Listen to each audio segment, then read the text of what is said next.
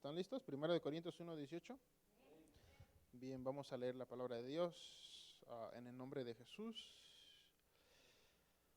Porque la palabra de la cruz, ¿qué dice? Es locura a los que se pierden, pero a los que se salvan, esto es a nosotros, ¿qué dice? Es poder de Dios. Pues está escrito: destruiré la sabiduría de los sabios y desecharé el entendimiento de los entendidos. ¿Dónde está el sabio? ¿Dónde está el escriba? ¿Dónde está el disputador de este siglo? ¿No ha enloquecido Dios la sabiduría del mundo? Pues ya que en la sabiduría de Dios, el mundo no conoció a Dios mediante la sabiduría. Agradó a Dios salvar a los creyentes por la locura de la predicación. Porque los judíos piden señales y los griegos buscan sabiduría, pero nosotros predicamos a Cristo crucificado. Para los judíos, ciertamente tropezadero, y para los gentiles, ¿qué dice? Locura. Mas para los llamados, así judíos como griegos, ¿qué dice? Cristo, poder de Dios y sabiduría de Dios. Porque lo insensato de Dios es más sabio que los hombres, y lo débil de Dios es más fuerte que los hombres. Pues mirad, hermanos, vuestra vocación, que no sois muchos sabios según la carne, ni muchos poderosos, ni muchos nobles, sino que de lo necio del mundo escogió Dios para avergonzar a los sabios, y lo débil del mundo escogió Dios para avergonzar a los fuertes. Y lo vil del mundo y lo menospreciado escogió Dios, y a lo que no es, para deshacer lo que es, a fin de que nadie se jacte en su presencia. Por eso Dios le plació escoger de esa manera, para que nadie se jacte en su presencia. Oremos, hermanos. Señor, buen Dios y buen Rey, gracias porque nos das la oportunidad, Señor, de compartir tu palabra en esta noche. Padre, abre nuestros ojos de nuestro entendimiento, Señor, nuestra mente y nuestro corazón, que tu palabra caiga en buena tierra, poderoso Dios. Señor, toma el control de nuestras mentes y del ambiente, Señor. Que tu palabra sea viva y eficaz en nuestros corazones el día de hoy, Dios mío, porque te lo pedimos en el nombre de Jesús. Amén y amén. ¿Pueden sentarse, hermanos? Este pasaje, Primera de Corintios, es un pasaje muy conocido en la Biblia, hermanos. Corintios es un libro muy conocido en la Biblia. Tiene muchas enseñanzas, mucha historia, mucha aplicación bíblica a nuestras vidas. Yo le invito, hermanos, a que tomen en consideración leer la carta a los Corintios. Son hermosos los libros de Dios, hermanos, en la Biblia. La Biblia es una fuente de agua inagotable. ¿Qué dice Jesús? No solo de pan vivirá el hombre, sino de toda palabra que sale de la boca de Dios, del libro de Dios. Es hermoso estudiar la palabra de Dios, es hermoso alimentarnos de ella, llenarnos de su conocimiento y ponerla en práctica.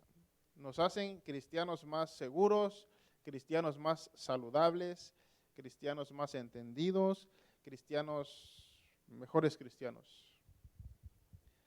Primera de Corintios, el texto que acabamos de leer, el tema central de este texto es la cruz de Cristo. Cristo crucificado.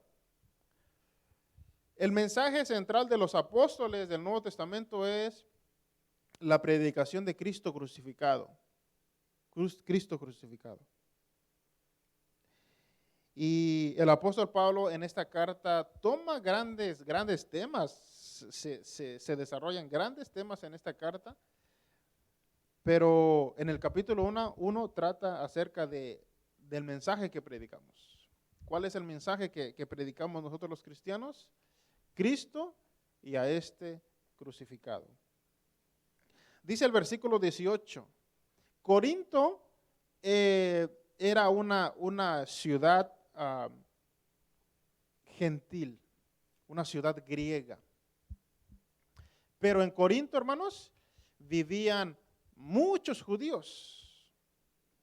Entonces, esta carta fue enviada para los griegos que habitaban en Corinto, pero también para los judíos que habitaban en aquella ciudad.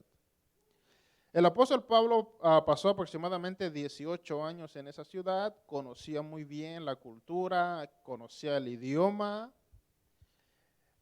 predicaba él a Jesucristo crucificado en la sinagoga los días sábados. ¿Se acuerdan que los judíos, su día de reposo es el día sábado? Entonces él entraba en las sinagogas para discutir con los rabinos y a predicar a Cristo crucificado. Y durante la semana le predicaba a los gentiles. Entonces su ministerio comenzó con los judíos, a ellos primero. Pero después los judíos rechazaron su mensaje y entonces se enfocó más en los gentiles. Y los gentiles sí recibían su mensaje. En el versículo 18, ¿qué dice su Biblia? ¿Está ahí conmigo? Dice, porque la palabra de la cruz, ¿qué dice? Es locura a los que se pierden. Hermanos, el apóstol Pablo tiene razón. La predicación de la cruz de Cristo es locura para aquellos que no han recibido la revelación. Usted les explica y razonablemente o racionalmente hablando pareciera ser una locura la palabra de la cruz. Porque si analizamos el método de salvación que usó Dios para salvar al mundo, desde una perspectiva humana es una locura lo que hizo Dios. ¿Usted se atrevería a entregar su único hijo crucificado en una cruz? ¿Lo haría? Si usted tuviera un solo hijo, un único hijo, y usted tendría la oportunidad de salvar al mundo a través de la crucifixión de su hijo, ¿lo crucificaría a su hijo? ¿Verdad que está para pensarle, verdad? Porque usted quiere mucho a su nene, a su bebé, porque es un pedacito de usted.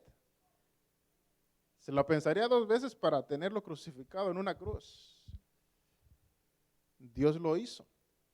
Dios no tiene más hijo, solamente el unigénito Hijo de Dios. Y el único que tenía, lo entregó crucificado para salvar al mundo. Pareciera ser una locura.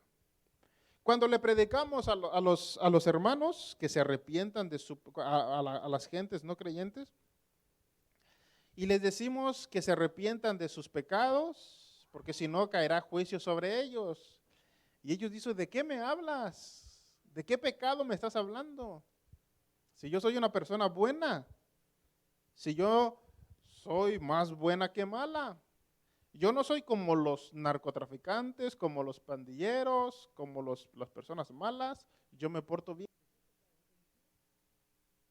¿En qué le he ofendido a Dios? ¿O de qué me tengo que arrepentir si yo mayormente hago las cosas buenas? Aparentemente es una locura predicar a Cristo crucificado. Más para la época del apóstol Pablo.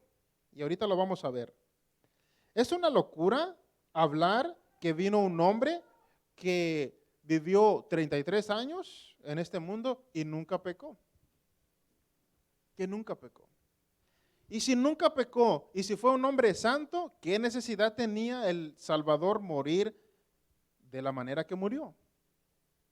¿Acaso no había otra manera de dar su vida? Porque sufrió bastante nuestro Señor Jesucristo. Recibió 39 azotes en la espalda.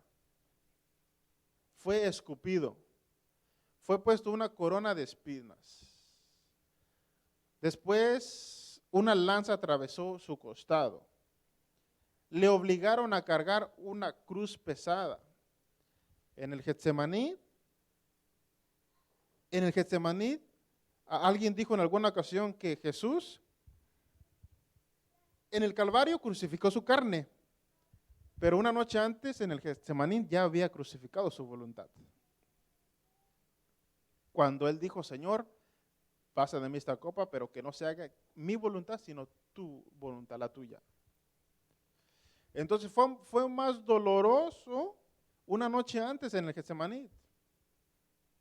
Porque él sabía, hermanos, él sabía exactamente cómo iba a morir, la manera en que iba a morir. Con lujos de detalles, el proceso de su muerte, él lo sabía. Nadie de nosotros, los que estamos aquí, sabemos cómo vamos a morir. Si supiéramos que moriríamos de la peor manera, eso sería doloroso porque ya sabemos cuándo vamos a morir y el proceso de nuestra muerte. Sería mucho mejor que no nos enteráramos cuándo vamos a morir y cómo vamos a morir de la manera. Pero Cristo Jesús sabía exactamente los padecimientos. Sabía que le darían 39, un día después, le darían 39 azotes de la espalda que literalmente desgarrarían su piel, la piel de su carne. Pongámonos de espalda y que nos den 39 azotes en las espaldas. Después, él sabía que después de eso, los soldados romanos se burlarían de él, le quitarían lo que él tenía. Todo lo que tenía lo escupirían. Después sería obligado a llevar una cruz pesada a su lugar de crucifixión, al Calvario. Y toda la gente burlándose de él. Pues no que eras el Cristo, el Salvador del mundo. Si sanaste a muchas personas, si salvaste a muchas personas, ¿por qué no te salvas a ti misma? Y tantas críticas, tantas burlas del Señor Jesucristo. Después en la cruz fue crucificado y a sus costados y su pie fueron puestos unos clavos y una corona de espinas. El proceso de la crucifixión es un invento de los romanos. Y la crucifixión era un método seguro de muerte, hermanos. Y era el peor de los asesinatos. La crucifixión era una muerte cruel, la crucifixión. Entonces Jesús sabía exactamente que al día siguiente iba a morir y de la manera en que iba a morir. Eso es más triste, más doloroso, saber cuándo vas a morir y la manera en que vas a morir. Eso es escalofriante. Y Dios permitió que su Hijo pasara por ese proceso.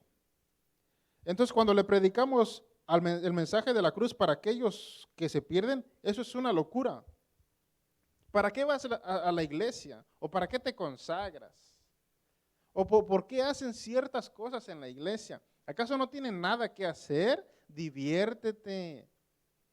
Salgan a emborracharse a los bailes, métense con mujeres, con hombres, vivan la vida loca. ¿Por qué estás desperdiciando tu tiempo en la iglesia? Todos son unos aburridos, etcétera. Empiezan a hablar mal de nosotros. Porque pareciera ser una locura. Pero para aquellos que se pierden, para aquellos que no han recibido la salvación. ¿Por qué? No conciben una vida cristiana porque pareciera ser locura. Pero, ¿qué dice la siguiente expresión? Pero a los que se salvan, ¿qué dicen? Esto es, ¿a quiénes? A nosotros, ¿qué dice? Es poder de Dios.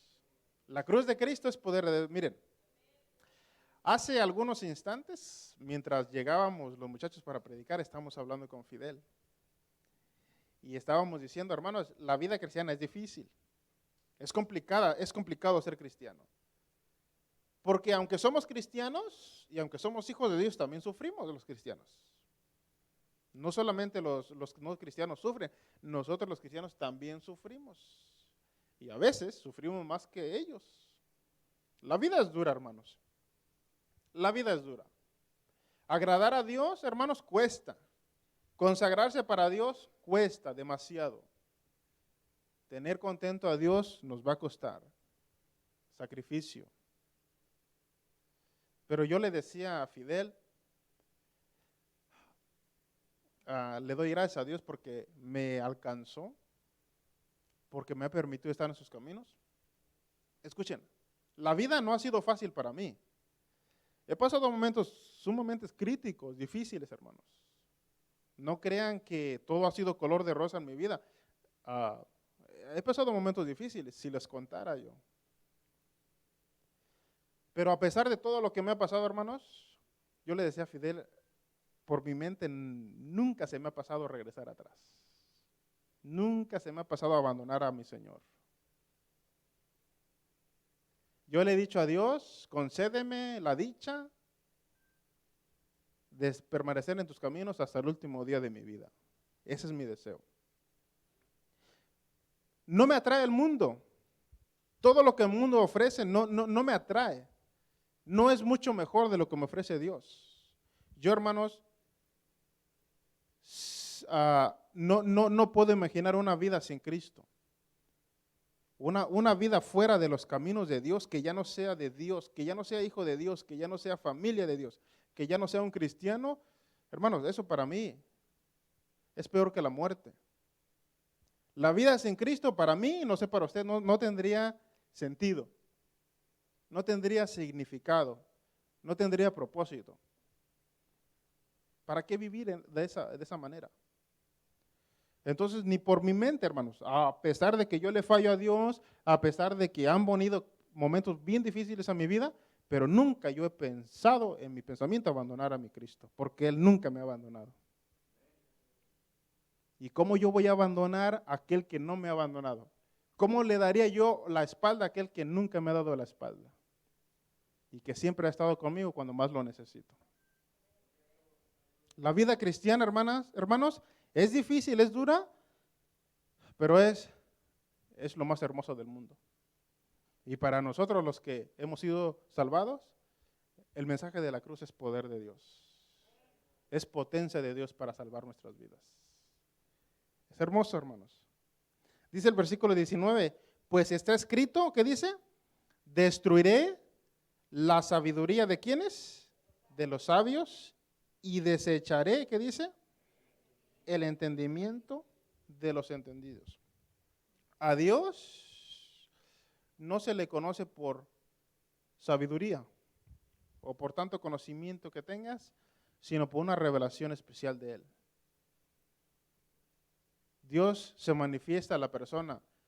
Espiritualmente, hermano, tenemos vendados nuestros ojos, eso lo dice la palabra de Dios. Tiene que hacer algo Dios en nosotros, abrir esos ojos espirituales para poder ver la gloria de Dios y poder ir delante de su presencia. El mundo se jacta de su sabiduría y de sus conocimientos. Dice el libro de Daniel, en los últimos días el conocimiento aumentará, ¿verdad? ¿Ha aumentado el conocimiento? Sí. ¿Ha aumentado la sabiduría? Sí. ¿Hemos progresado en el mundo? Sí. ¿La ciencia ha avanzado a enormes proporciones? Sí. Se supone que si hemos crecido en sabiduría y en conocimiento y en ciencia,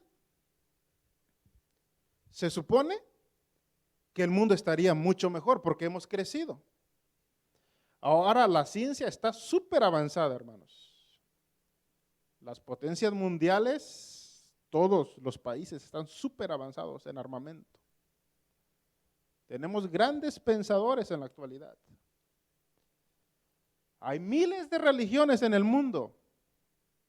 Se supone que si hemos avanzado, tendríamos un planeta mucho mejor, un planeta perfecto. Pero ha venido a ser todo lo contrario. Tenemos la ciencia súper avanzada. Tenemos grandes pensadores en la actualidad, grandes líderes religiosos en el mundo, pero nuestro planeta se está desmoronando a pedazos. Hemos hecho de nuestro planeta, hermanos, un basurero. La inmoralidad, hermanos, está por todos lados. La inmoralidad de las personas. La impiedad. El deseo ardiente de hacerle mal a su prójimo. Usted mira las noticias y puras malas noticias. Pareciera ser que no hay buenas noticias. Entonces, el mundo, hermanos, creció en conocimiento, Pero en el avance del conocimiento, nuestro planeta está peor que antes. Sigue habiendo guerras. El prójimo se aprovecha de su prójimo más débil. Aquel que tiene la ventaja de robarle a otro lo hace. Si me haces algo o si me hiciste algo, si me traicionaste, te quito la vida. Y el mundo ahorita, ahora en el siglo XX, en el siglo en que vivimos, está peor que hace 1000 o 2000 años.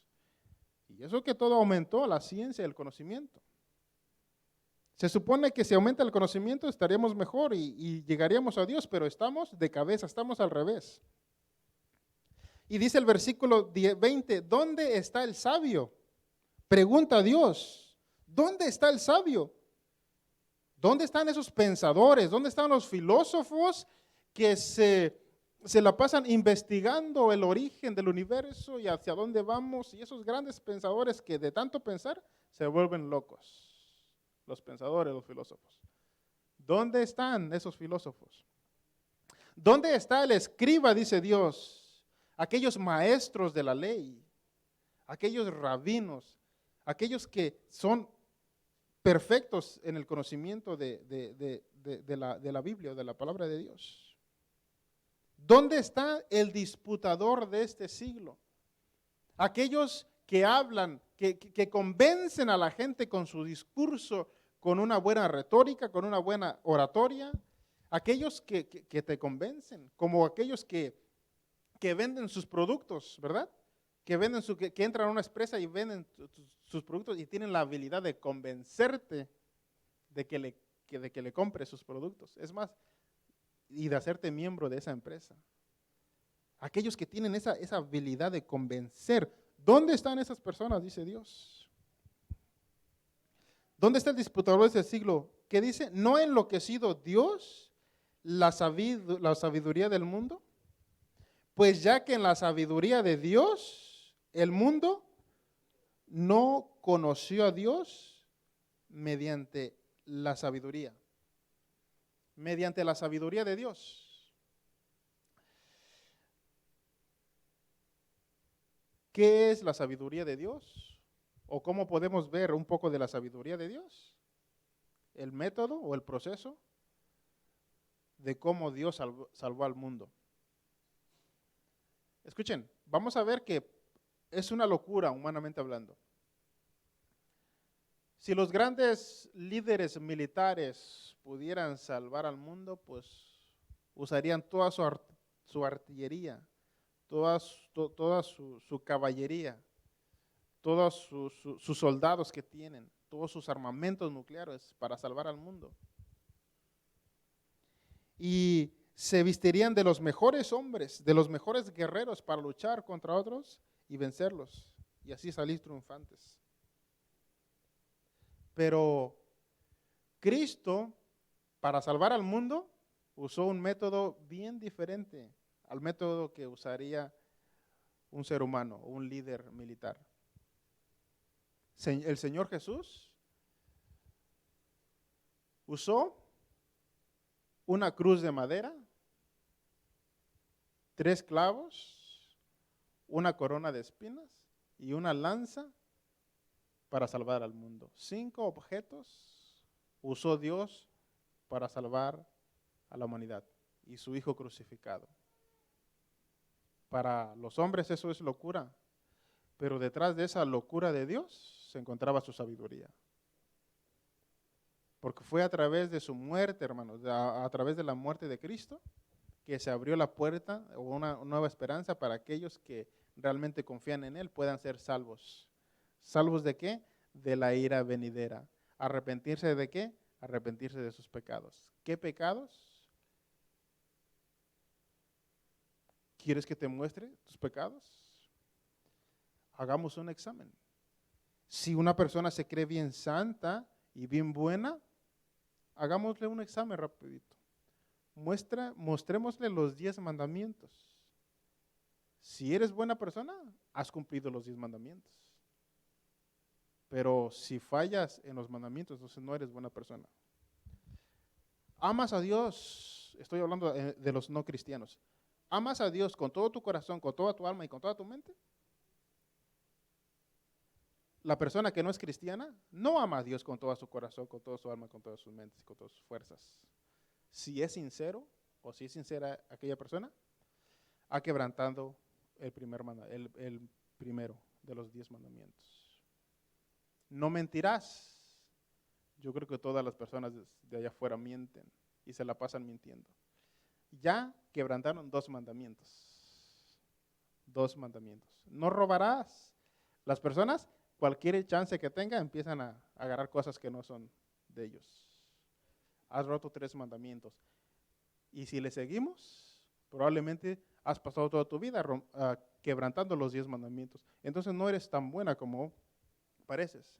Y si te presentas delante de un Dios justo, porque Dios va a juzgar a esa persona que se cree santa, la va a juzgar Dios. Porque está establecido que el hombre muera una sola vez y después el juicio. La persona no se va a salvar. Tarde o temprano le va a rendir cuentas a Dios de su vida.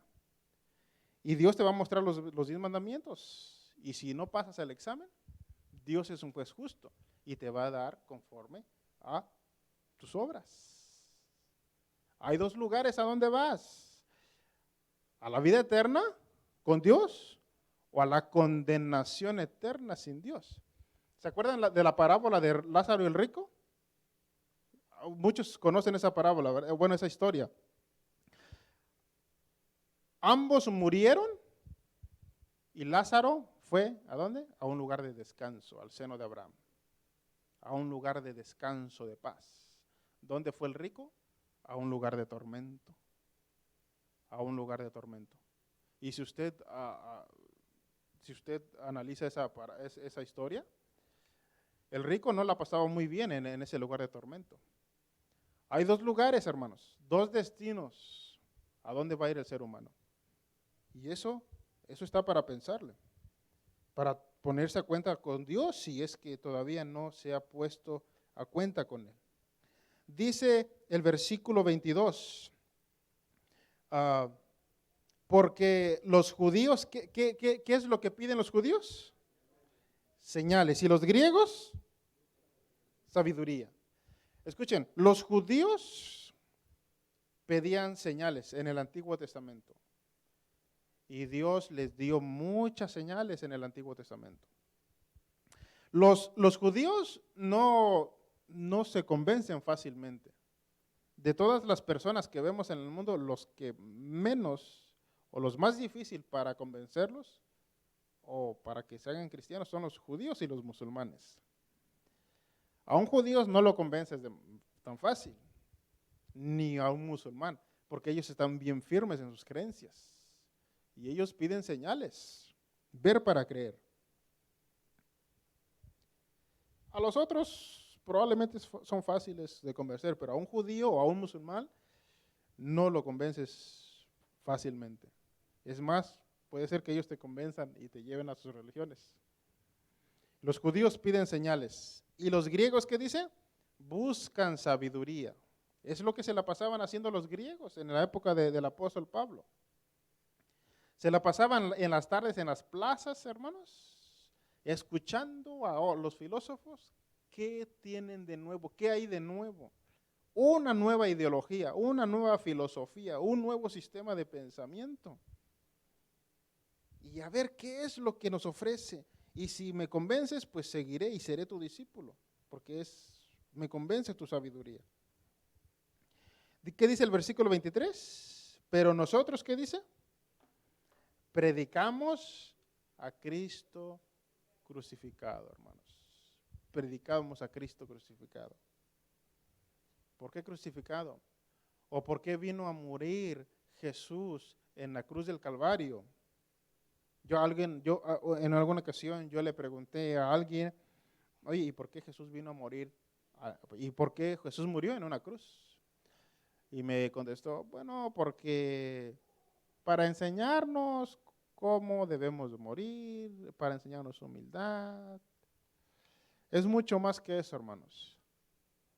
Cristo murió en aquella cruz y el proceso que sucedió, que le sucedió, fue muy necesario para salvar a la humanidad. Hermanos, escuchen, no había otra otra solución.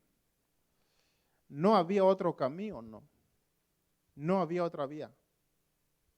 Tenía que morir el unigénito Hijo de Dios. Bueno, sí había otro medio, Emanuel. Había otro medio, César. ¿Saben cuál era? De que usted cumpliera los 10 mandamientos, dice un predicador, desde la cuna hasta la tumba. Si usted cumpliera los 10 mandamientos, pudiera irse al cielo por obras, salvarse por obras.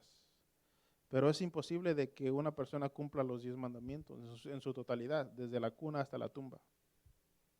Eso es imposible, y ya hemos tenido estudios que es imposible de que una persona las cumpla. Entonces, por obras, no es por obras para que nadie se gloríe. No es por obras porque nadie tiene el potencial de poder salvarse por obras.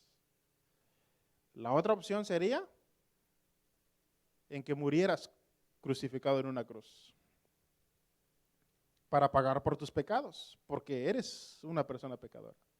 Entonces Jesús no moriría, pero morirías o moriríamos cada uno de nosotros en una cruz crucificado. Y pasaríamos por el mismo proceso de Cristo crucificado. ¿Podemos hacer el intento? ¿Quiere intentar ser crucificado y pasar los padecimientos de Cristo? Muchos lo pensarían 2 veces. Muchos los pensarían 2 veces. Es más, se retractarían de su fe. Si Dios dijera, para salvarte e irte al cielo, tienes que pasar por la cruz de Cristo, por lo que pagó Cristo. Supongamos, hermanos, que eres valiente eres valiente. Voy a morir como Cristo. Que no muera Cristo, muero yo. Y pasas por el mismo padecimiento con Cristo y mueres crucificado. Pero si estás casado, te tengo una mala noticia. Porque esa cruz o esa crucifixión o ese sacrificio solamente perdonarías tus pecados, los tuyos. Pero no podría perdonar los pecados de tu esposa ni de tus hijos. Entonces tu esposa tendría que morir crucificada. Y con el mismo padecimiento. Pero si la esposa es bien valiente y voy a morir crucificada, tu sacrificio solamente pagaría por los pecados, por tus pecados, sus pecados, hermana. Pero si tiene 3 hijos, ellos también tendrían que morir crucificado. Y todo el mundo tendría que morir crucificado, hermanos. Dice el escritor a los Hebreos, porque de un solo sacrificio hizo perfecto a los santificados. En el Antiguo Testamento, César, más de 1.100.000 corderos fueron crucificados para cubrir los pecados de las personas que pecaban en el Antiguo Testamento. Pero cuando vino Cristo, el Cordero de Dios, bastó un solo sacrificio, su sacrificio para pagar por todos los pecados de todas las personas. ¿Se dan cuenta? Ya no más sacrificios, ya no más machos cabríos, ya no más animalitos para cubrir nuestros pecados solamente, pero los pecados seguían ahí. A través de la muerte de Cristo, ¿qué dice el texto bíblico? La sangre de Cristo nos limpia. ¿De cuántos pecados? De todos pecados, de todos los pecados, pasados, presentes y futuros. Los pecados de condenación, los pecados que te condenaban, esos fueron pagados en la cruz de Cristo. Ya eres inocente delante de Dios. ¿Se dan cuenta? Que el solo sacrificio de Cristo es suficiente para pagar los pecados. ¿Y qué dice Dios? ¿Qué dice Dios cuando nos perdona nuestros pecados? Se olvida de ellos y los tira al fondo del mar, ¿verdad? Y no se vuelve a acordar más de nosotros. Eduardo, cuando Dios te perdonó, ya no te va a sacar los pecados que hiciste en el pasado, porque ya le entregaste tu vida, ya eres salvo delante de su presencia. ¿Verdad que nosotros cuando nos hacen algo en el pasado, cuando nos hacen algo y nos hicieron algo en el pasado, inmediatamente le recordamos, le sacamos su pasado? Y el pasado, cuando no es sanado, hieren. pero Dios no nos saca nuestros pecados del pasado porque ya hemos sido perdonados en el momento que venimos delante de Él en arrepentimiento y fe. Dice el versículo 24, mas para los llamados, dice el 23, pero nosotros predicamos a Cristo crucificado. Para los judíos, ¿qué dice? Ciertamente tropezadero. Y para los gentiles, locura. Para las personas que no han escuchado de Dios o tenido esa revelación, pareciera ser una locura ser cristiano.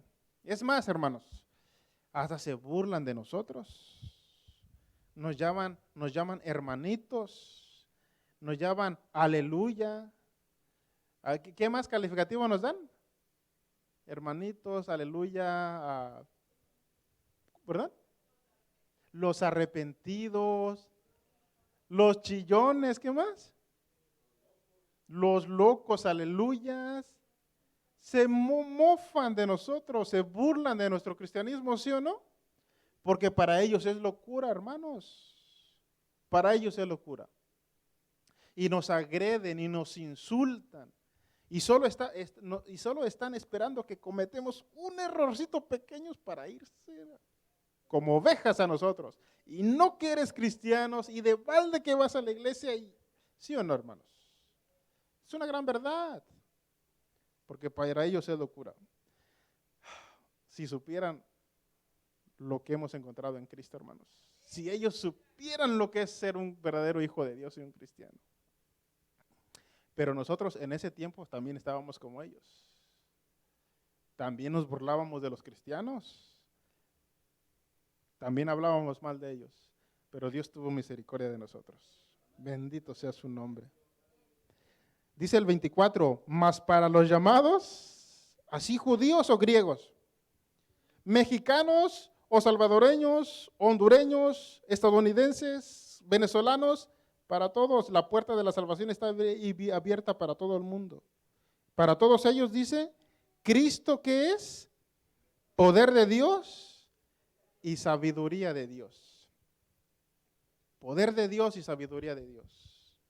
El evangelio, dice el apóstol Pablo en Romanos, porque no me avergüenzo del evangelio, porque ¿qué dice? Porque es poder de Dios para salvación. Hermanos, ¿usted se avergüenza usted del evangelio? ¿Le da pena decir que es cristiano en su trabajo? ¿Le da pena, hermanos, que lo vean con su Biblia o repartiendo tratados? ¿Verdad que muchos sí nos avergonzamos del evangelio? Pero Pablo no se avergonzaba del evangelio. ¿Se dan cuenta? Dice el versículo 25, y aquí está otra manera loca de proceder de Dios, las locuras de Dios. Porque lo insensato de Dios, ¿qué dice? Es más sabio que los hombres.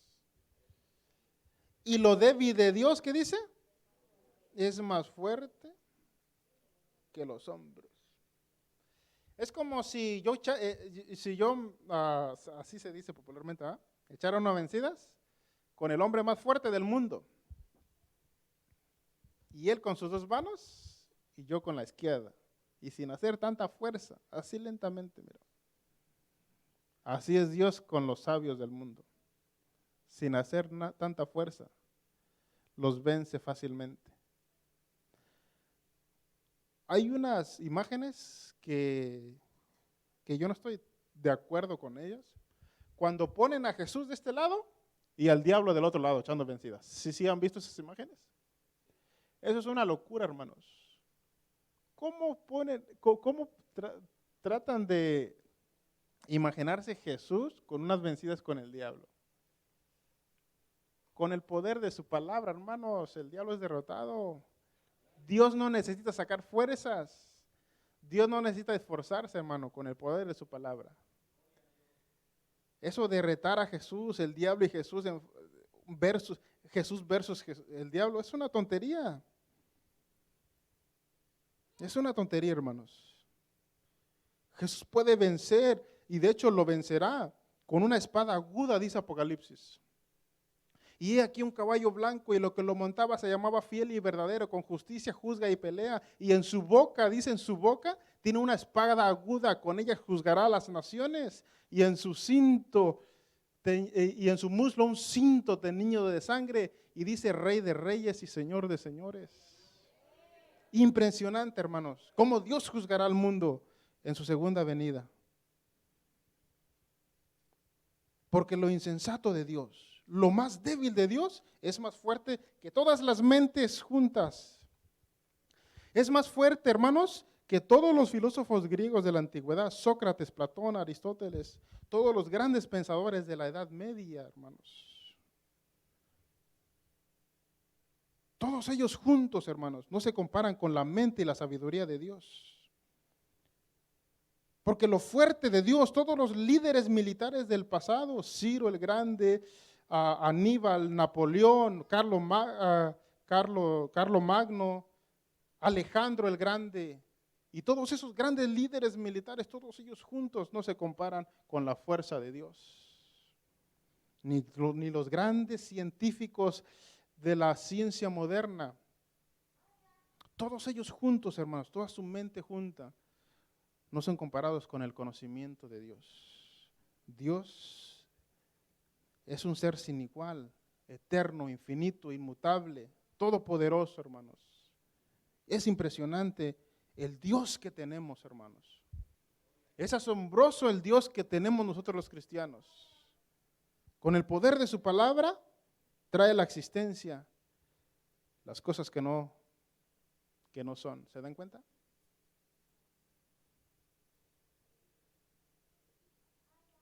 Y tiene el poder de hacerlo casi imposible, de cambiar su vida, de cambiar mi vida. Cambió mi vida, cambió mi corazón, cambió su vida y cambió su corazón. Él no tiene ningún problema para cambiar su vida. Aunque una persona se resista, cuando Dios dice, te llama a sus caminos, Él lo hace de una u otra manera. A veces la gente se resiste, a veces Dios está llamando, la gente se resiste. Dice el versículo 26, pues mirad, hermanos, vuestra vocación. ¿Qué dice? Que no sois muchos sabios. ¿Qué dice? Hermanos, ¿verdad que hablemos de nuestra congregación? ¿Verdad que no tenemos ni un científico ni un filósofo en nuestros medios? ¿Verdad que no tenemos ningún líder militar en nuestros medios, verdad? Con todo el respeto del mundo, hermanos, y me incluyo yo, somos personas sencillas. Algunos sin estudio y sin educación. Con todo el respeto. Una persona, un líder, lógicamente llama a los mejores. Si usted le dan a escoger a un grupo de personas para su equipo, usted llamaría a los mejorcitos, ¿sí o no? A los mejores, para que tenga un super equipo en su equipo. Pero con todo el respeto, y me incluyo, Dios llamó a los peorcitos. Y esos somos nosotros. ¿Se dan cuenta la locura del proceder de Dios? La locura. Pero detrás de esa locura de proceder de Dios se encuentra su sabiduría, hermanos.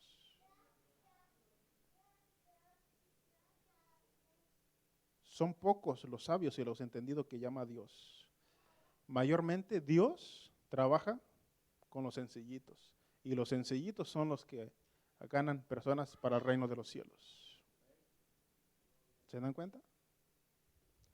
No tenemos títulos universitarios, no tenemos educación académica, hermanos, no somos grandes filósofos o científicos, pero le hemos hablado a una persona de Cristo y nos hemos ganado una persona para Cristo, hermanos. ¿Se dan cuenta? ¿Se dan cuenta? En la mejor empresa del mundo trabajamos. Somos empleados de la mejor empresa del mundo, el reino de los cielos. Eso es impresionante. Que no sois muchos sabios según la carne. ¿Qué más dice? Ni muchos, ¿qué dice? Ni muchos poderosos. ¿Qué poder económico tenemos? ¿Qué poder militar tenemos? A veces, algunos apenas si tenemos los ingresos para poder sobrevivir y mantenernos a nosotros y a nuestras familias. Ni muchos, ¿qué dice? Ni muchos nobles. No somos tan buenos como parecemos, hermanos. A pesar de ser cristianos, todavía la regamos, como dicen por ahí. A pesar de que somos cristianos, todavía le fallamos a Dios. A pesar de que somos cristianos, no somos tan nobles como deberíamos de ser.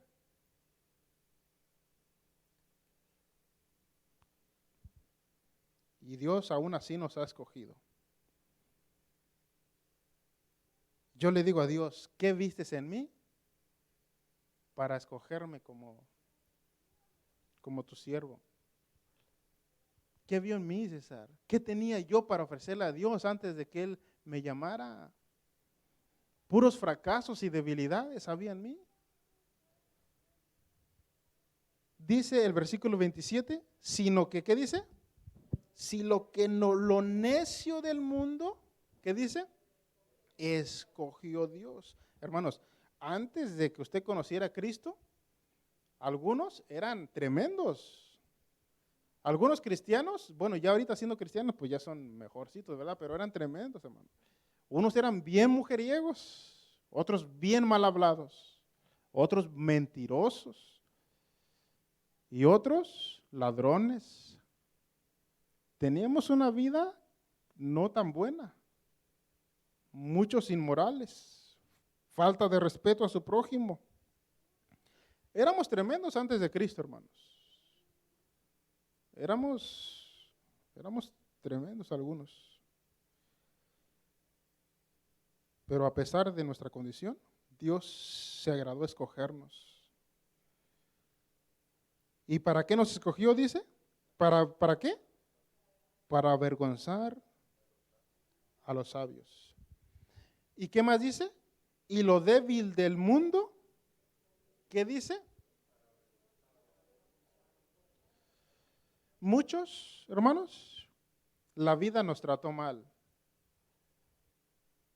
Muchos estaban hundidos en una adicción. Muchos, la vida no tenía sentido. Algunos, hay testimonios que querían quitarse la vida. Otros estaban afanados en el trabajo. Y trabajar, dormir, comer. Trabajar, dormir, comer. Eso no era vida. Muchos, la vida nos trató muy mal en el mundo. Y Dios nos encontró tirados en una esquina. Imposible de movernos por nosotros mismos. Ya no podíamos salir de esa adicción por nosotros mismos. Ya no podíamos dejar de pecar como pecábamos con las mujeres, los hombres, las mentiras, las malas palabras. Ya estábamos tan encadenados con ese estilo de vida. Y aún en esa condición, Dios se dignó en llamarnos a sus caminos. Teníamos una vida vergonzosa, Señor, hermanos, en el pasado, cuando no éramos cristianos. ¿Qué beneficio le íbamos a dar a la sociedad? Con todo el respeto del mundo, para usted éramos unos miserables. ¿Qué le podíamos ofrecer Dios en esa condición? No teníamos nada bueno en mí, dice el apóstol, pero si yo veo en mí y no hay nada bueno en mí, ¿qué le puedo ofrecer Dios? Y en esa condición, en ese estilo de vida que llevábamos, por su misericordia Dios nos llamó a sus caminos, hermanos. ¿Saben por qué lo hizo? ¿Qué dice la siguiente expresión? Para avergonzar a los fuertes. Y lo vi, note cómo va descendiendo, hermanos, el tipo de personas que escoge Dios. Primero los necios, después los débiles. ¿Y ahora qué dice? ¿Qué es vil? Pues una persona que ya está completamente tirada, hermanas. Una persona que ya no se le ve ninguna esperanza. Perdió a su familia, perdió su trabajo, perdió su casa, sus hijos, su esposa, quedó en la calle, ya no tiene ni para comer. Está en una situación bien difícil que humanamente hablando es imposible que él pueda salir por sus propias fuerzas. Y el pecado nos tenía, muchos de nosotros nos tenían en esa condición. Éramos los viles del mundo, aquellos que dábamos lástima. Pero en esa condición, hermanos, nos escogió Dios. ¿Qué teníamos de bueno para que Dios nos escogiera? Y aún así nos escogió. ¿Y qué más dice? Y lo menospreciado, ya no te querían ni en tu casa. Es una broma, hermano. Ya ni tus familiares te hacían lado, te cerraban la puerta, se avergonzaban de que eras de la familia. Y hasta el apellido te querían quitar si era posible. Los menospreciados del pueblo, los menospreciados de la ciudad.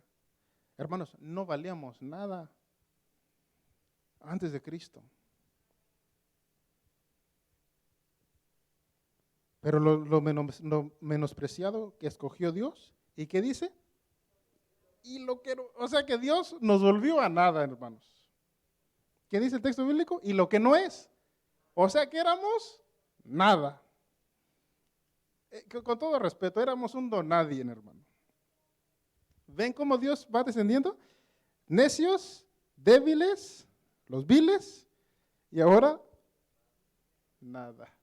Los menospreciados, y ahora un donadie. ¿No le dijeron eso a usted en el pasado? No éramos nada, hermanos. Pero en esa condición de nada, Dios se dignó en escogernos. ¿Para qué? Para deshacer, ¿qué dice? Lo que es. Y el 29, aquí le hallamos sentido a toda la locura de Dios. ¿Por qué nos escogió a nosotros? Los débiles, los donadien, los viles, los menospreciados. ¿Para qué? ¿O por qué? A fin de que, ¿qué?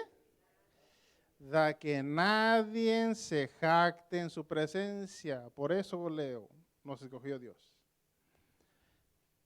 Porque ahí, siendo un donadie, hermanos, Dios va a rescatarnos hasta el mismo lugar donde nos encontrábamos. ¿Se acuerdan de la parábola de la oveja perdida? Dios nos trae sus caminos, cura nuestras heridas, nos viste de ropas blancas, ropas de justicia, su justicia, perdona nuestros pecados, restaura nuestra vida, nos pone un nombre nuevo en nuestro ser, nos hace nuevas criaturas. Y muchos les devuelve a su familia, recuperan a sus hijos, encuentran un buen trabajo, tienen buenos ingresos. Y de donde estaban, de la condición donde estaban, hermano, cómo Dios los levanta.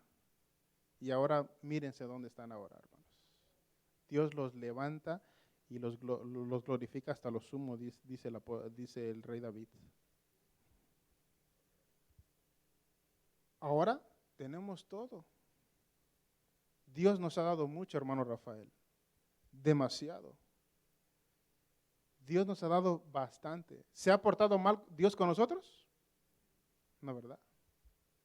¿Dios nos ha traicionado? No. ¿Dios nos ha quedado mal? No. ¿Nos ha mentido Dios? No. Todo lo que Dios ha hecho conmigo, hermana Leti, ha sido bueno. Bueno en gran manera. Bueno en gran manera. Dios nos ha dado mucho. Algunos Dios nos ha dado el privilegio de predicar, de enseñar, de cantar, de tocar un instrumento, de ser ujier, de trabajar en la cocina. Dios nos ha dado demasiado, hermanos.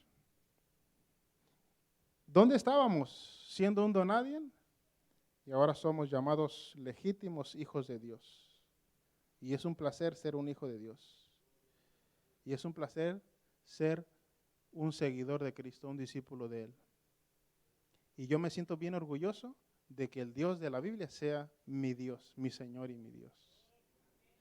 Escuchen, el Dios del Antiguo Testamento, el Dios de los hebreos, el Dios de Abraham, Isaac y Jacob, Eduardo, ahora es nuestro Dios y le podemos llamar Abba Padre, papito lindo, papito hermoso. Y podemos correr delante de su presencia y llorar y abrazarlo y Él nos abraza. Y ahora la vida tiene sentido. Ahora cobra propósito en nuestra existencia. Ahora tenemos un propósito por el cual estamos en este mundo. Ahora la vida cobra sentido, ahora sí hay por qué vivir. Y ahora lo tenemos todos. Si lo tenemos a Él, lo tenemos todo. Y nada deseo en esta vida, dice el salmista. Nada deseo de ti, nada fuera de ti deseo. Porque todo lo que necesito, lo fundamental lo encontramos en Dios. Póngase de pie, por favor.